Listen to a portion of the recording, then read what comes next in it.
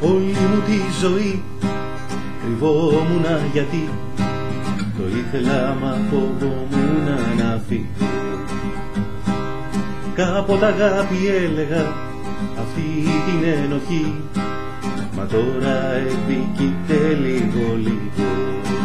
Όλη μου τη ζωή μου έβγαινε η ψυχή, κάτι να θυμηθώ, κάτι να αρχίσω, να είναι καλοί οι φίλοι και λογαριασμοί και να μην χρειαστεί να τα σκαλίσω, κάτι να θυμηθώ, κάτι να αρχίσω.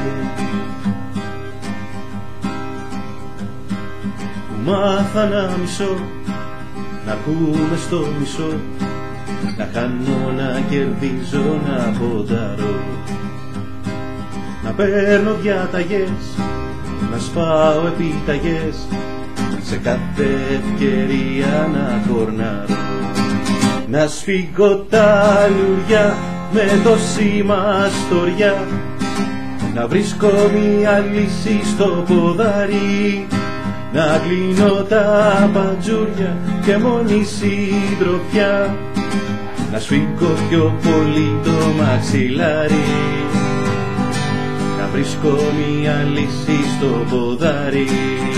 Όλη μου τη ζωή μια δεύτερη κρυφή, αγέννητη ζωή μ' ακολουθούσε, με κοιτάζε στα μάτια, δεν ήταν φορτική, δεν μίλαγε μα όλα τα ζητούσε, μια θάλασσα μικρή μ' ακολουθούσε.